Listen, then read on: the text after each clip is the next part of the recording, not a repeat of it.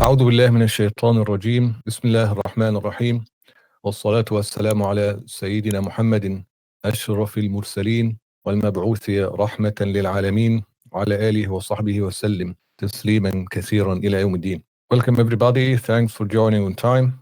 Today, inshallah, we have a very dense lesson.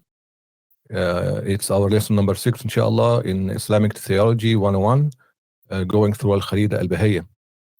And I think you will really appreciate Al-Imam al-Dardir because of the sequence of his poem and how he built it in a way that makes it much easier on students. رضي الله عنه وأرضاه وجزاه عنا كل خير. Today's lesson, inshallah, we will have a deeper dive into the attributes of negation or primitive attributes, الصفات السلبية. Last lesson we talked about all the kind of like the categories of the attributes, and in previous lessons as well we took the existence of God, which is the first one. So today we are in the second category, which is privative, and these are 5: beginningless, everlasting, self-sufficient, uniqueness, and oneness. Is القدم والبقاء والقيام بالنفس والمخالفة للحوادث والوحدانية. Now, and after that, we're going to talk about the something called burhan al-tamanu, or maybe you could translate it to something like proof of obstruction or prevention, something like that. It's called in Arabic burhan al-tamanu. It's very important concept. We're going to go through that, inshallah. We're going to talk about the true cause of every effect. We're going to talk about the also the necessity of those attributes, the privative attributes, like having an overall proof, why they must be attributable to Allah subhanahu wa ta'ala. And we're going to talk also about the infinite regress and circularity as impossible concepts, or as an impossible concept, or impossible matters or things to actually happen in reality. They are concepts, they are something you can think about, but in reality they can never exist. And we're going to talk about that, inshallah. Right, so as I said last time, we started the categories of the attributes. We talked about the first one, attribute of essence, the sifa an-nafsiyya, which is just one attribute, that was al-wujud, existence of God subhanahu wa ta'ala. And we said that Allah subhanahu wa ta'ala is the only necessary existing being, or necessary existence. That's Allah subhanahu wa ta'ala. Anything else is contingent on Allah's existence and on Allah subhanahu wa ta'ala. The second category, which is we're going to expand today, as I said, is that one, the attributes of primitives, what we call sifat salbiyya. And if you remember, we called it sifat salbiyya because it actually negates something. So it is not, or all these sifat, this category basically doesn't talk about something that is existential in nature. It is not something that exists, right? We I think explained the difference between those categories, but we're going to explain that later on as well, but just bear that in mind. Right, so let's see what the Imam Dardir says in his poem. He says, وهي القدم بالذات فاعلم والبقى قيامه بنفسه نلت التقى. So basically he's starting talking about the صفات سلبية, continuing from what we left off last time. So they are the صفات سلبية, the privative, the negation attributes are beginningless, which is al-qidam. Al-qidam means beginningless. Everlasting means al-baqa. Al-qidam here, qidam, not qadam, qidam, okay, because the qaf was kasra. Qidam. بالذاتي يعني his essence subhanahu wa ta'ala has that attribute. فاعلم, so you know that. والبقى, al-baqa, which is al-baqa, but basically because it is a poem, to maintain the rhythm of the poem, you can remove the hamza, so not al-baqa becomes al-baqa, which is the same thing. Like Sahara, Sama is skies, Sahara is desert, right? All right. So البقاء is everlasting, basically no end, endless. قيامه بنفسه, which is independence or self-sufficient. قيامه بنفسه. نلت التقى basically is at the end of the poem, as we saw before in other lines. Sometimes just to end with the rhythm, he adds something to it.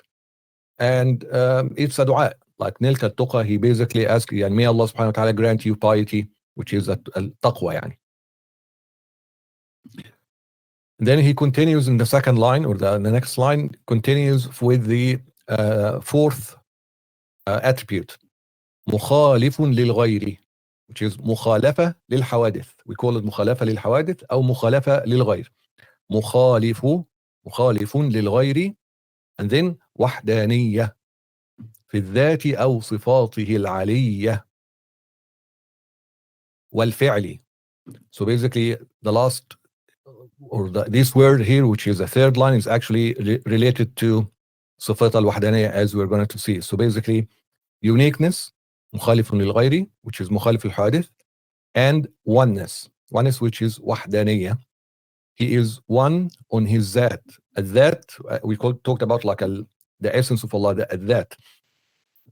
He himself, Allah himself, that's his ذات. Okay. And his exalted attributes, أو صفاته العلية. So basically the وحدانية, what do we mean by وحدانية? وحدانية is وحدانية in that, in the essence. وحدانية in صفات, and وحدانية in أفعال, actions, والفعل, and his actions. Okay. So let's talk about the no beginning then. Now we listed the 5 attributes. What is the first one? No beginning. Right. So it is established that Allah has no beginning, since everything is emergent except him. Right. I think we talked about that. The no beginning, I think we covered before in previous lessons. So the ayah, if you can go back to the Quran, he is the first and last, the most high and most near. This is in al-Hadid. Al-awwal wal-zahir wal-batin. هو الأول والآخر والظاهر والباطن. Al-awwal means there is nobody or nothing before him, because he is al-awwal, meaning he is qadim, meaning there is no beginning for him. Everything is contingent on Allah's existence. He is the only necessary existence being, as established in previous lessons. So because Allah subhanahu wa ta'ala is necessary being, then the mind cannot accept and cannot comprehend, cannot accept basically the non-existence of Allah.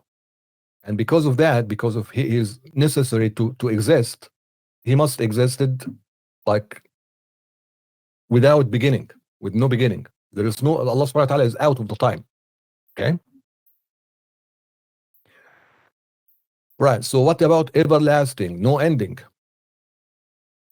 How to prove that logically? Can anybody think and tell me how?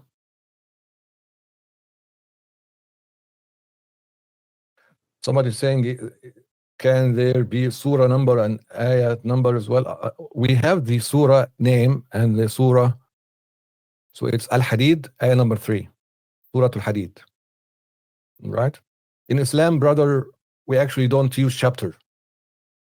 Some use it just as equivalent to how they number the Bible, but we don't have that. In like originally, it should be the surah name, Surah Al-Hadid, ayah number 3. That's a better way. The other way is not haram. I'm not saying it's haram, but this is a better way to refer to Al-Quran. The impossibility of infinite regress. Okay, we're going to talk about that, but like in another way. No beginning and no end, since he created time, he's not bound by it. Okay, close enough, but not quite it. It's because all contingent things require him to exist. That would be primarily for al-qidam, but not for al-baqa, right? If he weren't, it means Huduth means he would require a creator, and he isn't a creator. Yeah, okay, as well, close as well. So all these are basically like going through the idea, but basically it's just exactly as we said. He is a necessary being. So existence of Allah is necessary. So you cannot imagine, like it cannot be the case that Allah subhanahu wa ta'ala doesn't exist, which means he must be eternal. So he must be with no beginning, with no ending, because he is necessary being. Okay.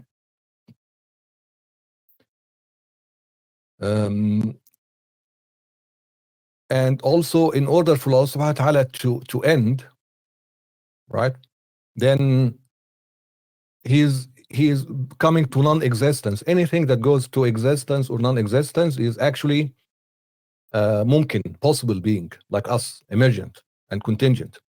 Only those beings are subject to existence, like emergent, and subject to ending. Anything else cannot, like not like Allah subhanahu wa ta'ala, because he is necessary being, that can't happen. Because for us, for example, because we are possible beings, we are possible. Our existence may happen, may not happen. So because of that possibility, we have something called murajjih. Murajjih, which is a decider. Something must be there to say, right, it's like we are in a scale. We could exist, we could not exist. So there's something must be there to tip the scale and say, okay, if this scale come here like that, then I'll exist or I'll not exist, right? So there must be a murajjih, something to tip the scale as a decider. And Allah subhanahu wa ta'ala, if there is a decider to end him, then that other decider is actually the God. But if we establish that Allah, that is a God we are talking about, then there is no decider to decide that he is going to not exist anymore. Right. So the next is self-sufficient, which is basically Allah subhanahu wa ta'ala in no need for anybody, for anything to exist. He is self-sufficient. There are no prerequisites for God's existence. Had there been a prerequisites for God's existence, then he is not qadim, he is not beginningless. Then he is not God. That other thing that decided to him for him to exist is actually what brought him into existence. Then we go to the infinite regress, which some of you mentioned before, right? So Allah subhanahu wa ta'ala is self-sufficient because he exists, as you said, necessarily. So you can see the theme here. All these sifat we're talking about, they are revolve around Allah subhanahu wa ta'ala being necessary existing being. He doesn't depend on anything else for his own existence. Allah subhanahu wa ta'ala does not subsist within anything else. No creation subsists within him as well. So Allah subhanahu wa ta'ala, there's a hulul wal ittihad. There is Allah subhanahu wa ta'ala don't go, or there is no piece of him or part of him or his that goes to a creation or touches a creation or anything like that. That can't happen. That's impossible. Okay, logically impossible. Anything that is occupied or mixed with emergent is emergent. We established that. If there's something that is emergent and that mixes or like becomes with something else, then that something else must be emergent as well. It cannot be a necessary being. And we established that when we talked about the a'rad and the accidents and the haraka, sukun, and taghyir, the change of everything and so on. Allah subhanahu wa ta'ala says, "Oh humanity, it is you who stand in need of Allah subhanahu wa ta'ala. But Allah alone is a self-sufficient, praiseworthy." That's in Fatir ayah 15.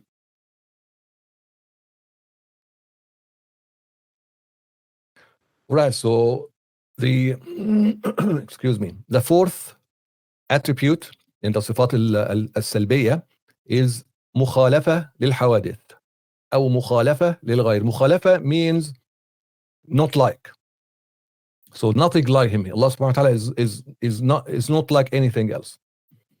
So he is unique. There is a uniqueness. That this sifa is a must for Allah subhanahu wa ta'ala. Absolute uniqueness in every aspect, in every way, shape or form. There cannot be a commonality between Allah subhanahu wa ta'ala and any of his creation. Establishing a commonality between Allah and his creation means that Allah subhanahu wa ta'ala is emergent. That basically leads to, there is no other way. It would mean necessarily that Allah is not a necessary being. Right? So this is a very important concept to understand. is everything hinges on Allah subhanahu wa ta'ala, a necessary being. Anything that takes that away is incorrect, because basically that means there is no need for God. Okay? So all aspects of created beings are created. That you have to establish. There is no aspect of any creation unless it is a created thing. So I am created. My hand is created. My fingertips is created. My eyes are created. My mind, my soul, which I don't even know what it is created. Right? Everything is created. Your feeling is created. Your imagination is created. Right? So if there is any aspect of that is not created, that means the necessary being, or the creator incarnated into me, which is haram, is wrong, is actually physically or not physically, logically impossible, as we talked before, and as we're talking now. So that's impossible, because that means there is a mixing between the creator and the created, and there is mixing between the necessary beings and the possible contingent being, and that can't happen. Right? Because if not, then the created beings will have part aspects that are not created, which is impossible for being emergent. So that means I'm not emergent. So am I God, or is God not God? That's basically it. So this is what we are revolving around. If the aspects of are not created, or if there is a commonality between us and Allah subhanahu wa ta'ala in any way, shape, or form, then that will lead to either we are gods, or God is not a God. That's what it means, which is impossible. We established that there are creations, there are emergent beings, there are contingent beings. All that contingency or contingent on the necessary existence being, which is Allah subhanahu wa ta'ala. And if Allah subhanahu wa ta'ala, if God shared any created aspect with a created being, then the essence of God would be composed of two parts. One is created, one is not. Right? So if that is the case, then Allah subhanahu wa ta'ala will, in order to exist for his essence, will need to create the part of him that is created. But he cannot exist until he creates that part. So that leads to non-existence of God. Okay?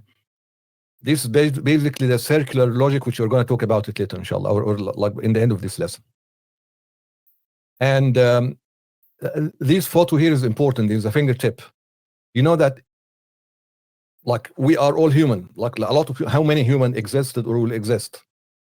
Billions and billions and billions. We don't know even like how, maybe trillion. Allah alam, when the life will end, and how many people existed before. But now we have like 8 billion like human beings on the planet, right? Just now, within this decade or two. So, and yet we are all the same, yet everybody has his own unique fingertip. So although we have unique fingertips, that doesn't make us unique, because we still, having a fingertip means we have finger. So we are equal for having fingers, and we equal that we need to have a finger, or there will be a fingertip, like a fingerprint, right? So that is not, that's a commonality between all of us. The fact that every one of us has a different unique fingerprint doesn't mean we are unique, right? That's exactly Allah subhanahu wa ta'ala. If there are any aspects that are like common with us and Allah, that means Allah is not unique. Done. So basically that means direct contradiction to a Quran and to religion. Okay? Allah subhanahu wa ta'ala says, there is nothing like him, for he alone is the all-hearing, all-seeing. Al-Shura, number 11. Now let's talk about oneness, al-Wahdaniyya, negation of multiplication, basically. So we said that wahdaniyya, what we mean by wahdaniyya, what we need to understand in wahdaniyya to Allah subhanahu wa ta'ala means He is one in His zat, one in attributes, one in actions. That's the Ahlul-Sunna wal Jama'ah like way. Negation of multiplication in that, which is basically, that means when you negate the multiplication on that means two things. That means that there is no other essence that is a God with Allah. There is no two gods. So that's the first thing. So basically you deny the existence of another that. So it is only one that, who Allah subhanahu wa ta'ala. And you also affirm that one that is not composite of other parts. Right? Because if it is composite of other parts, that basically, as we alluded to before, that would lead to Allah subhanahu wa ta'ala is not a necessary being. So if it is another than God, then multiple gods. If composite, then he will be like in his creation in being composite, because we are composed. We are composed of parts, body parts, but we also composed from a physical or like a body and a soul. Right? Allah subhanahu wa ta'ala is not complex in that like not compound, not composite.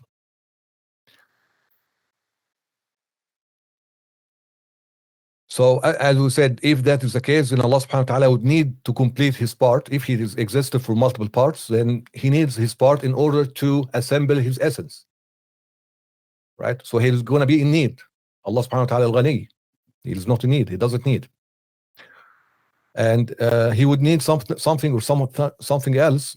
Again, as we talked about al-Murajjah. There is something, a law, a qanun. There is a physical thing that must have existed in order to compose Allah in that way, which is impossible. That means Allah is affected and created, not creator. Okay? So that's why Allah subhanahu wa ta'ala says, قُلْ هُوَ اللَّهُ أَحَدٌ. Ahad means ahadiyya, that oneness in that. Is that Allah subhanahu wa ta'ala is not compound of parts. This is what ahad means. So it's not just wahid, he is ahad. Now let's talk about the proof of obstruction. Right, so the proof of obstruction is one of the very clear and very important proofs for or evidence of wahdaniyat Allah subhanahu wa ta'ala. Now let's just think a little bit about our life here, like what we know. Assume there are two countries. Okay, every country claim that we have our we have a man in our country who is the strongest in the world. There's no other like anybody. He is the strongest. No one else is strongest than him. And the other country is claiming the same. So if both our countries are actually correct, there is no other man exist that is stronger than their man. If they compete, let's say, for arm wrestling, what would happen? Is it possible that both of them wins? Like, can they win both? They can both win, because in order for both to win, the other one must lose. But the other one can't lose because he is winning. We say both won, both are winners. So how can they both win if the same definition of winning in this case must cause the other one to lose? So this can't happen. So both of them winning is impossible. Both of them losing again is impossible, we'll say, because the premise we said is they are strong. There is no one else is stronger than them. Correct? So we are basically in an impossible situation. The only way out of this is if one of the countries are actually making misleading statement or incorrect statement.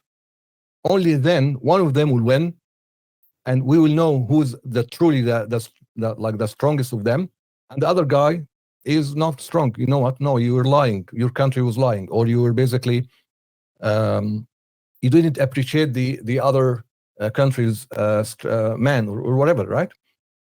So assuming that both have there's no one more powerful than them is basically impossible situation. Now, if we know there is a winner, if we see the like you saw that here, and then everybody is claiming their man is the strongest or stronger than the other, and then you left and you came back and say, oh, one of them won. What that means? That means it's only one won. The other guy must have lost. Okay. Now put that aside and let's talk about the proof of obstruction. Like in relation to God.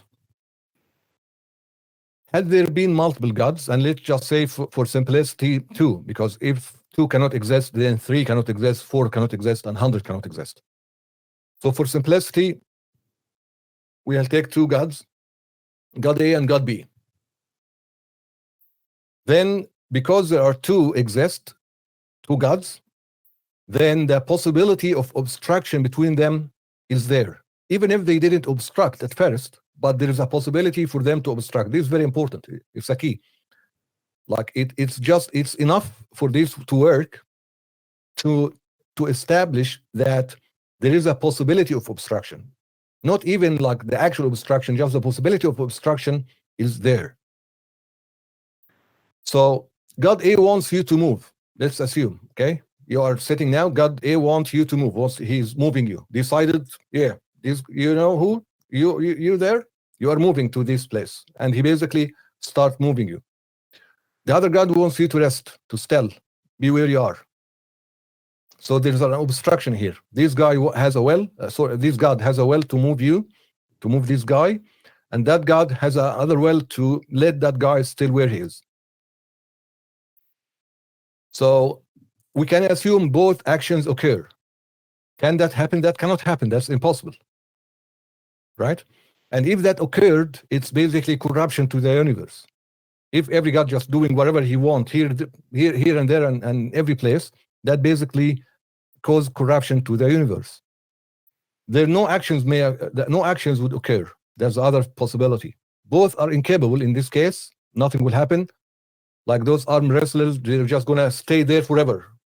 Everybody, they are both equally strong, and they're just basically trying to do what everybody trying, or every God trying to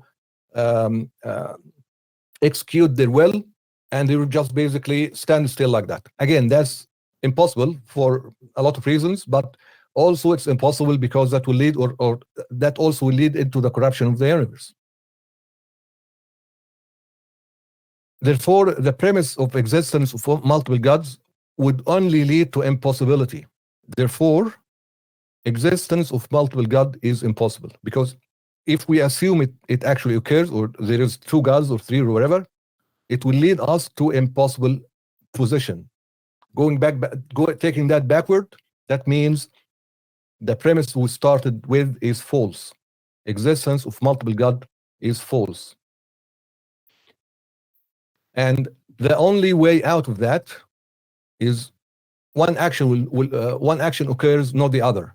So only one God is capable, or only one is capable. That is a God. That's like basically that's the oneness of God. And this is basically the tafsir of ayah, or like alluded in, or basically included in the ayah in Surah Al-Anbiya number 22, which you see in front of you. Had there been other gods besides Allah subhanahu wa ta'ala in heavens or in earth, both realms would have surely been corrupted. But we know that we exist. If there have been multiple gods, we wouldn't have existed, but we exist. And the world, the universe is basically maintained. Inna Allah yumsiku samawati wal arda an tazula. They are maintained.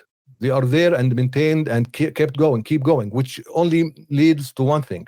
There is only one God creating and operating and maintaining everything.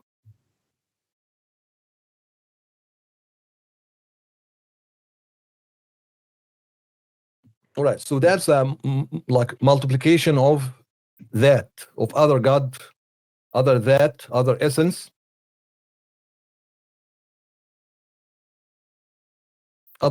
right? Now, let's talk about oneness in the attributes, which basically means Allah subhanahu wa ta'ala, his knowledge. We as Ahlul-Sunna, Asha'ira and the Maturidiyya and so on. Ahlul-Sunna basically, Asha'ira and Maturidiyya.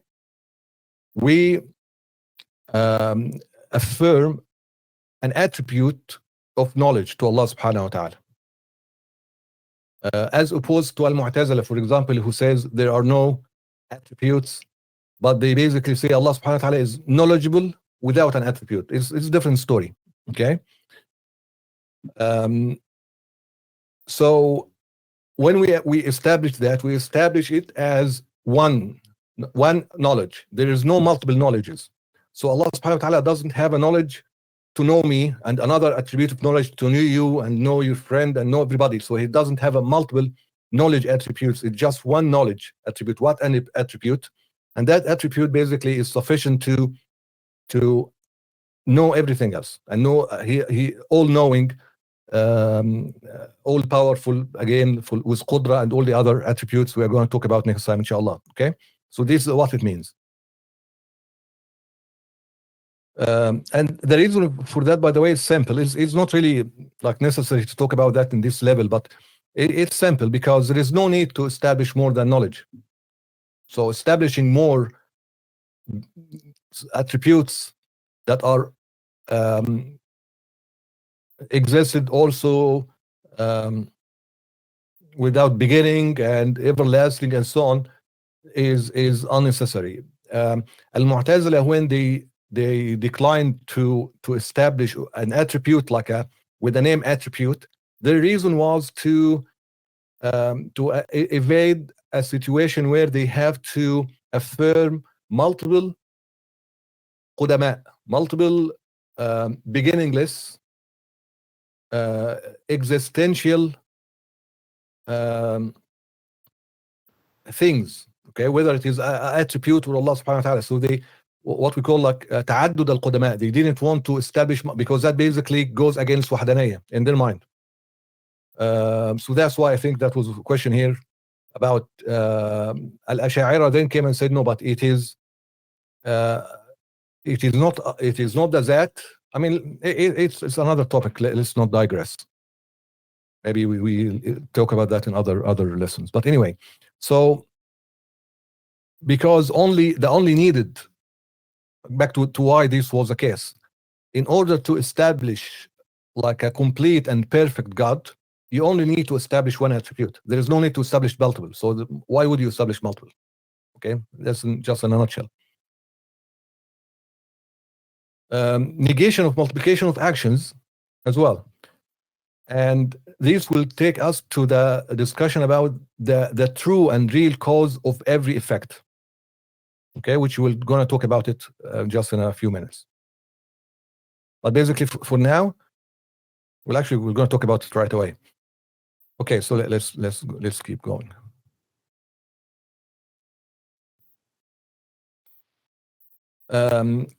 We move on to the true cause of every effect, and this is a very important concept. And basically, if you comprehend that, if you understand that, you will feel that you have better understanding of the whole universe, the whole world, just like that, and you will feel a direct connection with Allah subhanahu wa ta'ala right away. It's very important. It actually, I find this one of the things that like leads to a little bit more belief in Allah subhanahu wa ta'ala. Okay,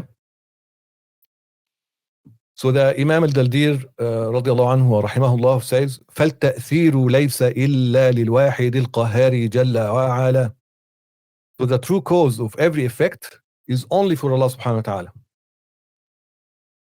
ta'ala. Nothing else affects anything else. Okay, like truly. وَمَنْ يَقُلْ بِالطَّبْعِ أَوْ بِالْعِلَّةِ فَذَاكَ كُفْرٌ عِنْدَ أَهْلِ الْمِلَّةِ. Those who believe in effects by nature or causal link by themselves. So basically, nature affects by itself, by the definition of nature. Or there is illah, there is a cause and effect, and that cause and effect happens by on them on their own. This is kufr. They are committing kufr according to scholars of this religion, right? And that is some of the madhab of some philosophers. Okay, من يقول بالطبع أو بالعلة. So الطبع والعلة. So basically, the fire basically burn by itself. As the nature of the fire is burning. That's its nature. It will burn by itself, right?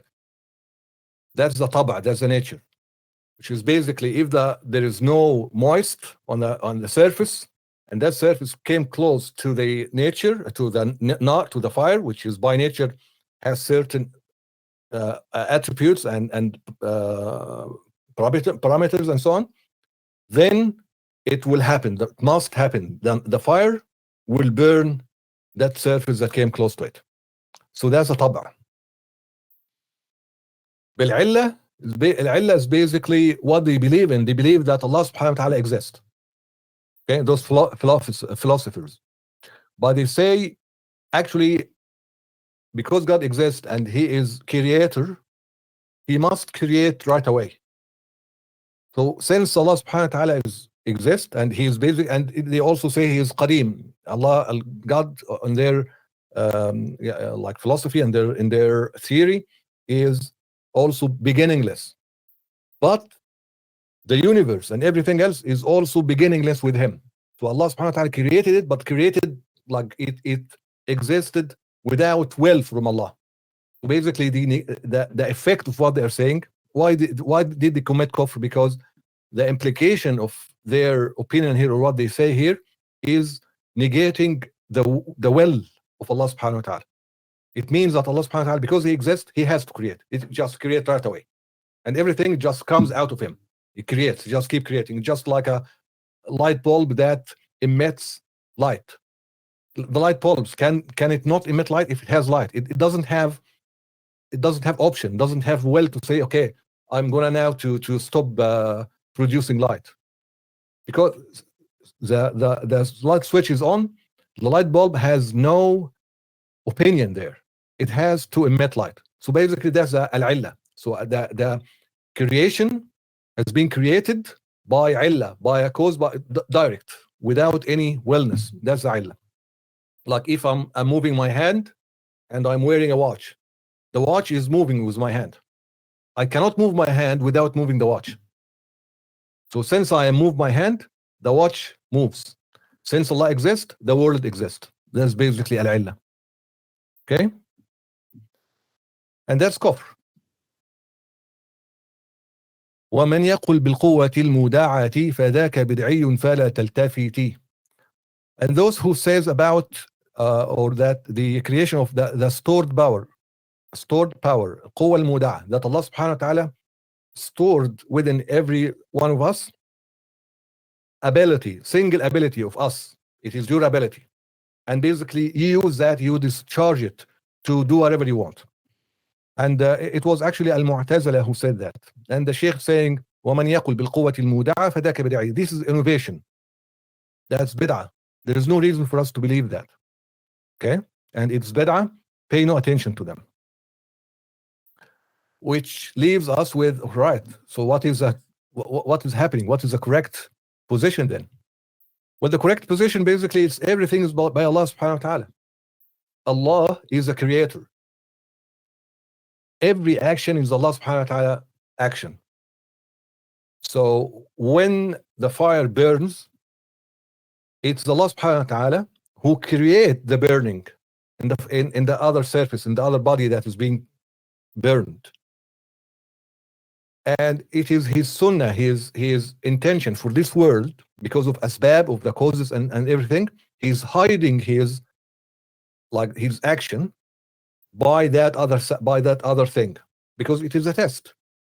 So Allah's decision, Allah's will, is to to make it like a correlation. Once you are get to inside the fire, for example, or put your hands or put something, a paper on the fire will burn.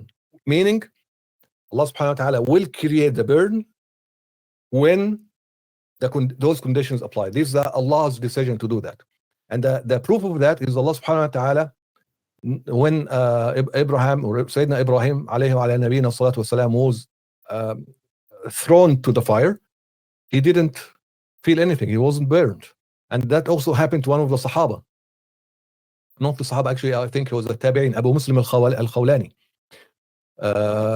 He went to visit the Prophet and see the Prophet, but when he arrived, the Prophet had died like a few days ago, and Umar al-Khattab hugged him and kissed him and said, Alhamdulillah, Allah subhanahu wa ta'ala, let me see one of Ummah Muhammad who has went through what Abraham went through. Because to come to the Prophet, there was a Mudda'i Nubuwah in his tribe, and he threw him in the fire. He told him, either believe in me or I threw you in the fire. He said, you are not a true prophet, you are a false prophet, I'm not believing in you. He threw him in the fire, and the fire only burned the robes that were tying him. And then he just basically went to the Medina.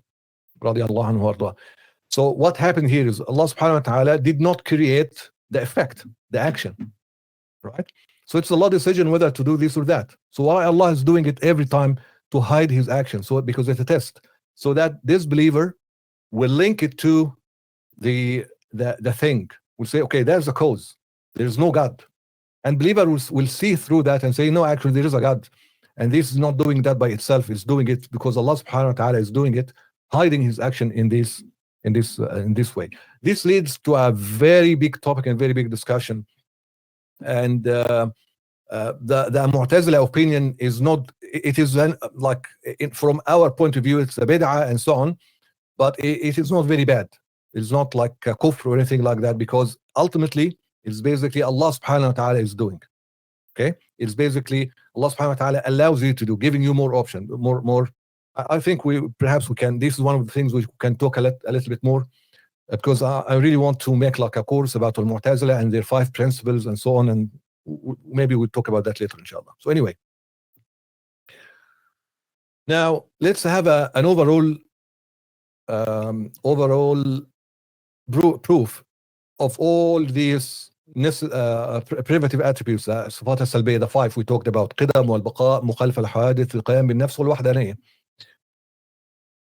The Sheikh is saying, ولو لم يكن متصفا بها لازم حدوثه وهو محال فاستقم. So the overall evidence or proof here is, had Allah subhanahu wa ta'ala been not attribute, or those attributes not being attributable to Allah subhanahu wa ta'ala, then that will lead to the emergence of Allah. So that means Allah subhanahu wa ta'ala is hadith, is not qadim, is not creator. And this is impossible. فاستقم, right? So set yourself to the straight path. So why it is muhal? He said here muhal, which is impossible. So why, Sheikh, why it is muhal? Said al-Dardir. So he replies saying, لأنه يفضي إلى التسلسل والدور وهو المستحيل المنجلي. Because it leads to the infinite regress, which is a tasalsul, which is basically infinite regress, or going back in time infinitely. والدور, circularity. Okay, and both of these are impossible, and that is clear. They are clearly impossible, and there is no sane person that would agree these are not impossible. A lot of philosophers, especially atheists and so on, tried and put like a ridiculous argument trying to get out of that, and they still say that, but you can read that and you can see through it. It's basically nonsense. Okay, it's basically pouty child trying to deny existence of Allah. He doesn't want to have a superior, or like a, he doesn't, it's a kibr again. So it's all goes to a kibr and arrogance, and not believing in God just because you want to do whatever you want. That's what it leads to, or it hinges on. Anyway, so why are they impossible? Tasalsul wa dawr. Okay, why are they impossible?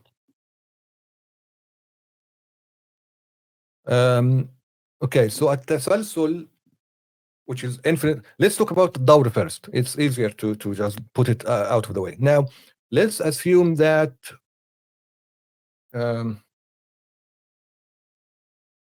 we want to make a cake, right? And the cake, let's assume, just for simplicity, we have only two components. I have like chocolate, I'm gonna put it, and then you're gonna put flour, and that basically make the cake. I say, you know what? I'm not gonna put the chocolate unless you put the powder, the flour. It wouldn't work. Okay, and basically I put it a condition. I will not put the chocolate unless you put the flour first to make the cake. And you say, I will make a condition. I think, you know what? You are wrong. I cannot put the flour before you put the cake. So I make a condition that in order for me to put the flour, you need to put the chocolate first. All right? These are the two conditions. So I need you first to do something in order to do what I need, what I'm going to do.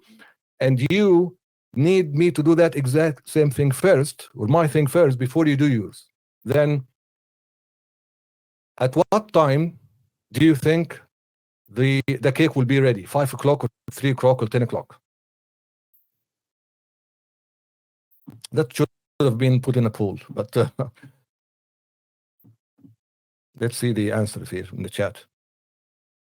Exactly, it will never be ready, never, right? So we are not going to eat the cake. So we really want them to, or we need to get to an agreement in order for us all to enjoy the cake, correct? So that's what it means for dawr. Dawr is impossible.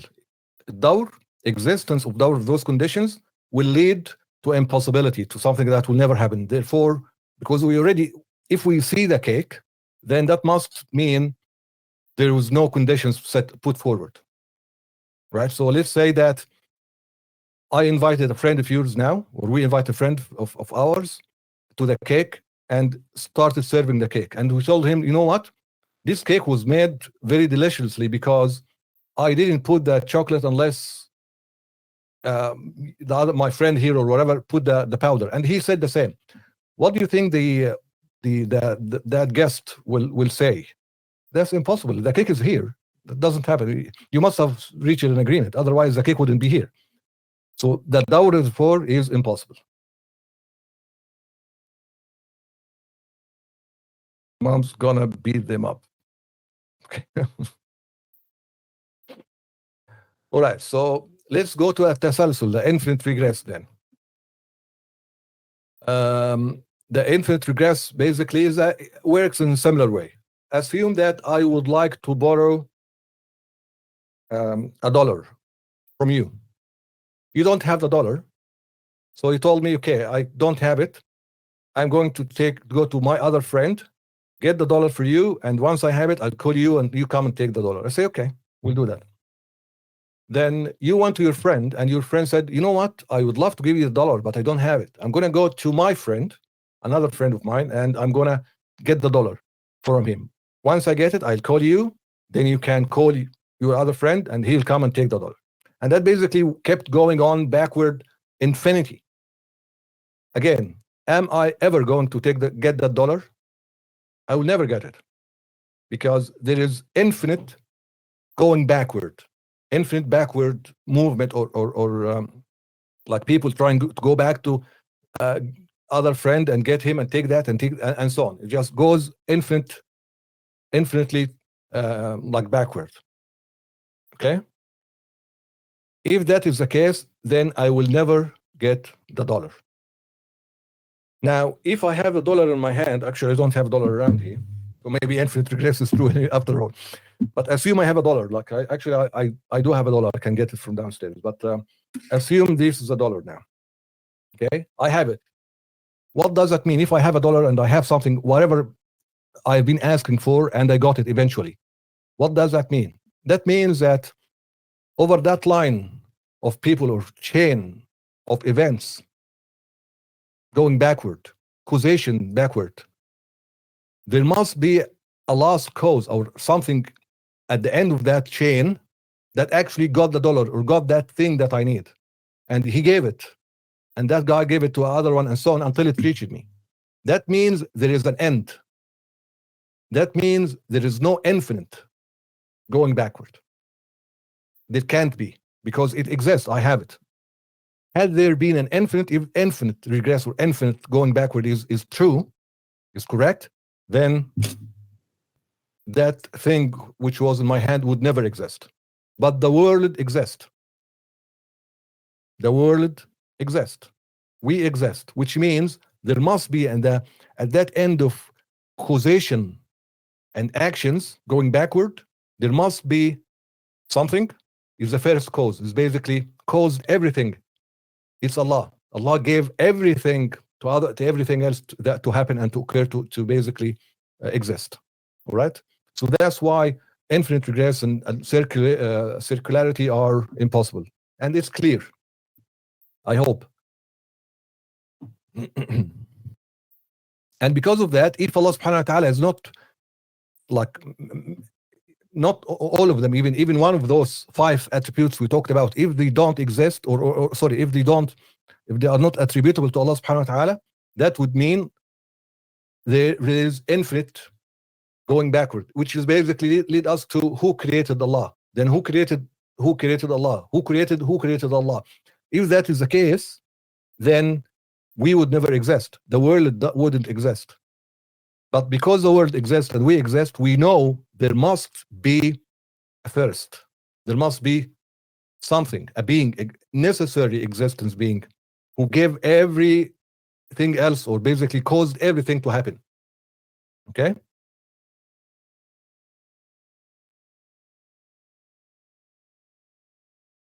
And then this section ends with some praise to Allah subhanahu wa ta'ala, and further tanzih to him. Tanzih means purification and glorifying to Allah subhanahu wa ta'ala from shortcomings. So the Shaykh says, فهو الجليل والجميل والولي والطاهر القدوس والرب العلي. You may find in some other versions فهو الجليل والقدير, but it's actually Jamil is accurate, more correct. And also you may find والظاهر, but it actually correct is the طاهر.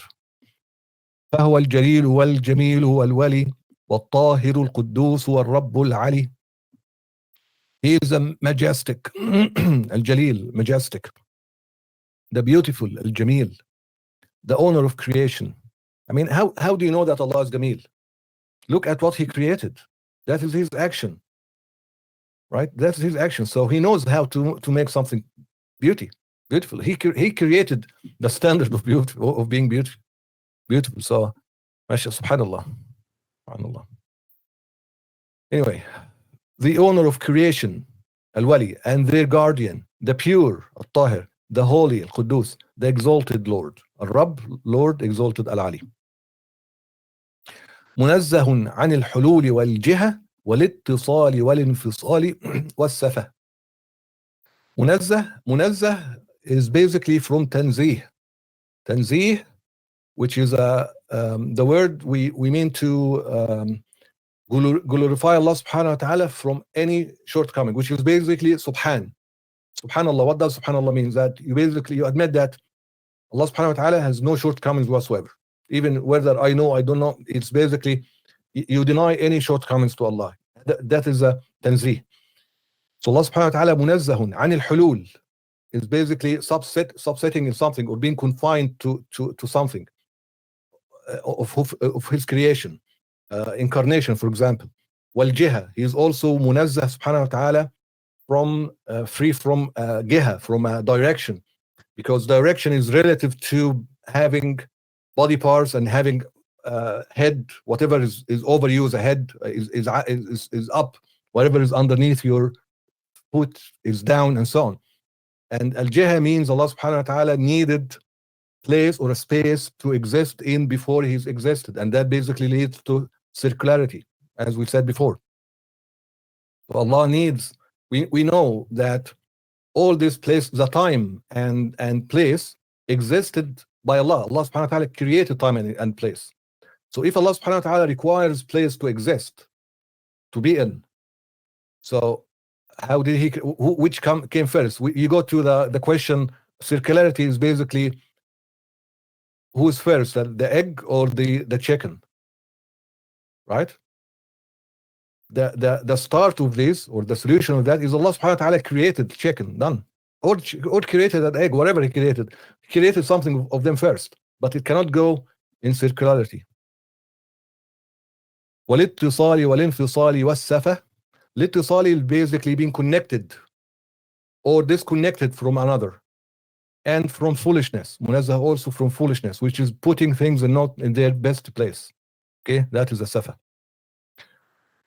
Okay, so alhamdulillah, we finished the lesson for today. We had quite a few important, very, very important concepts. I hope you understand all of that.